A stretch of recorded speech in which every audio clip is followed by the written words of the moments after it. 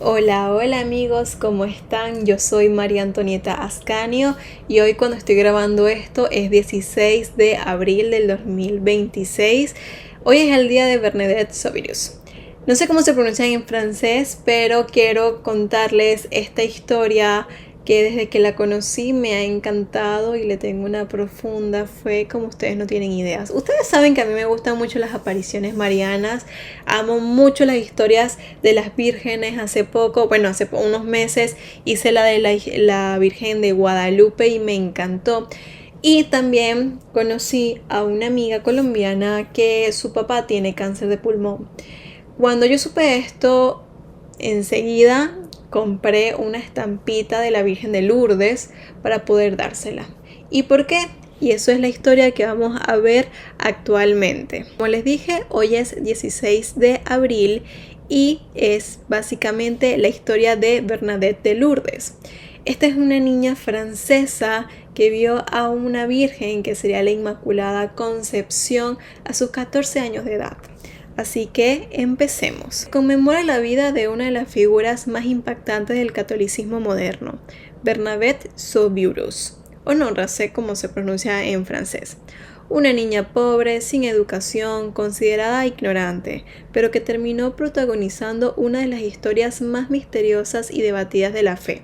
Esta historia no es un mito moderno, está documentada, investigada, ha sido cuestionado, hay fotografías, hay testimonios.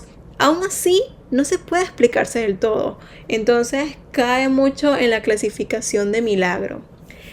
Bernadette, o en español Bernarda, nació el 7 de enero de 1844 en Lourdes, una región de Francia. Su nombre completo era María Bernarda Soubirous. Era la mayor de 9 hermanos, pero muchos murieron siendo pequeños. Su familia vivía en una pobreza extrema literal. Llegaron a vivir en un antiguo calabozo abandonado, húmedo, oscuro, insalubre. Su padre era molinero, pero no tenía un trabajo estable. Su madre hacía costura ocasional para poder sobrevivir. Me da risa porque justamente, si les cuento, actualmente estoy cosiendo un delantal. Así que ahora me puedo conectar el doble con esta historia. Y Bernarda no iba bien en la escuela, no sabía leer, no sabía escribir correctamente y muchos la consideraban como atrasada para su edad. Pero había algo que sí sabía hacer y era rezar el rosario. De hecho, eso fue lo que de alguna manera ya le dice a muchas personas y a la Virgen cuando se le aparece.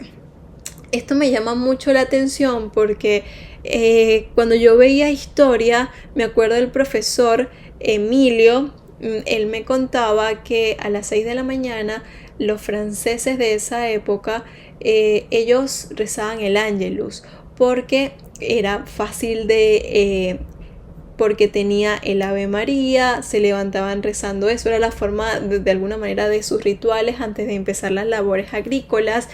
Y de alguna manera, si conocemos un poco del origen del rosario, sabemos que el Ave María era fácil para una población que realmente era ignorante, no sabía leer ni escribir, justamente como le pasa a nuestra protagonista. Eso sería clave en todo lo que estaba por pasar. El 11 de febrero de 1858 todo cambió. Bernarda tenía 14 años. Había salido a recoger leña junto a su hermana y una amiga cerca de una gruta llamada Massieville. De repente escuchó un ruido, como una ráfaga de viento, pero los árboles no se movían. Miró hacia la gruta y allí vio una figura. Una joven vestida de blanco con un velo y una rosa amarilla en cada pie. Bernadette pensó que estaba imaginando cosas. Se frotó los ojos, volvió a mirar y la figura seguía ahí. Entonces sacó su rosario. Claro, es que la niña estaba asustada. Y algo muy extraño ocurrió. La figura también comenzó a pasar las cuentas mientras ella rezaba. Esa fue la primera aparición. Pero no fue la única. Esa señora se le apareció 18 veces entre febrero y julio de 1858. Y desde el inicio todo fue un caos. La gente no lo creía. Muchos pensaban que estaba loca, otros que mentía. Las autoridades la interrogaron una y otra vez. Sacerdotes, policías, funcionarios intentaron hasta presionarla y contradecirla, pero Bernadette nunca cambió su historia. Siempre fue firme, siempre dijo lo mismo, tuvo coherencia, sin adornos y sin exageración. Algo muy importante. Ella al principio no decía que era la Virgen.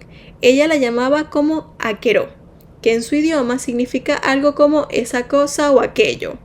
El 18 de febrero, en la tercera aparición, la figura le habló por primera vez. Le pidió algo muy específico, que volviera durante 15 días.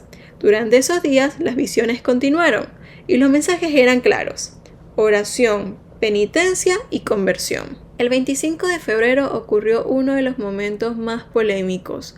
Frente a unas 300 personas, la señora le pidió que bebiera agua del lugar, pero no había agua.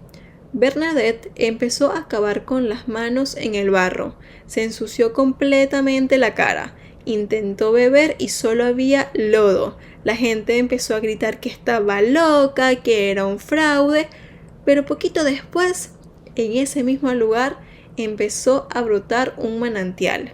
Ese manantial hasta el día de hoy existe y está vinculado con curaciones inexplicables.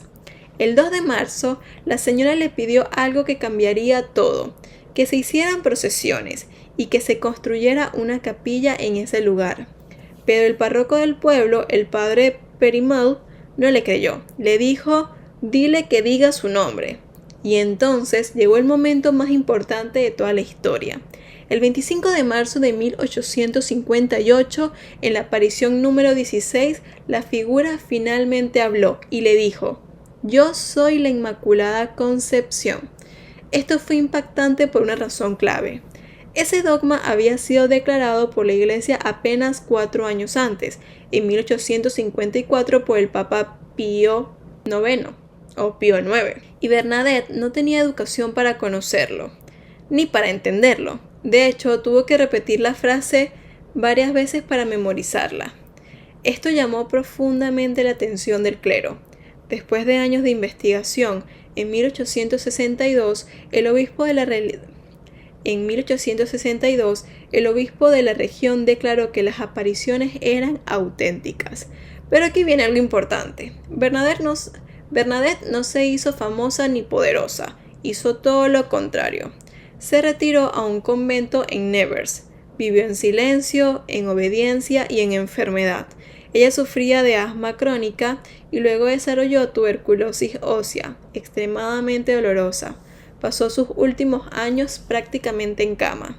Ella muere el 16 de abril de 1879 a los 35 años, y sus últimas palabras fueron: la he visto otra vez, qué hermosa es. Pero la historia no terminó ahí. En 1909 su cuerpo fue exhumado y lo encontraron intacto, sin signos normales de descomposición. Esto volvió a ocurrir en exhumaciones posteriores. Hoy su cuerpo se conserva en Nevers, cubierto con una fina capa de cera, y sigue siendo visitado por peregrinos en todo el mundo. En 1933 fue canonizada como santa por el Papa Pío XI, y en lugar de las apariciones se convirtió en uno de los sitios más visitados del planeta. El santuario de Lourdes recibe millones de personas cada año. Y cada noche ocurre algo impresionante: la procesión de las antorchas. Miles de personas caminan con velas encendidas rezando el rosario, exactamente como lo hacía Bernadette. Un mar de luces, silencio y fe. Hasta hoy se han documentado miles de curaciones, pero la Iglesia solo ha reconocido oficialmente unos como pocos milagros tras análisis médicos rigurosos.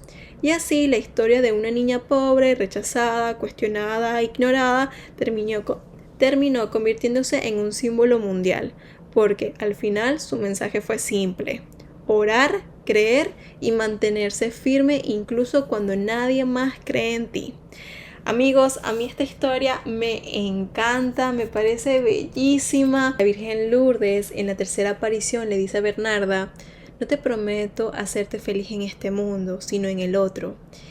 y el tema de poder rezar el rosario, o sea, son cosas increíbles. Primero me encanta la humildad. Creo que cuando la Virgen de Guadalupe le apareció a Juan Diego fue más fácil porque con Juan Diego fueron pocas apariciones, en esta fueron 18 y justamente con la Virgen de Fátima también hubo un tema de que ellos querían varios testigos para corroborar que los niños estaban diciendo la verdad.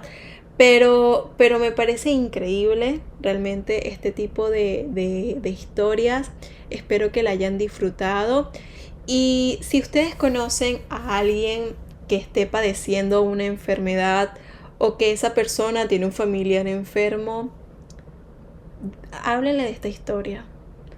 Háblenle de esta historia, regálenle una estampita, como yo lo hice con mi amiga, porque vale la pena hacerlo, vale la pena creer.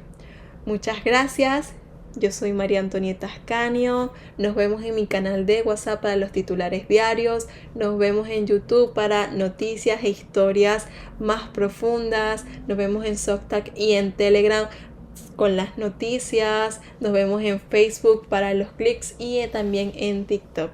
Un besote, amigos, y nos vemos la próxima.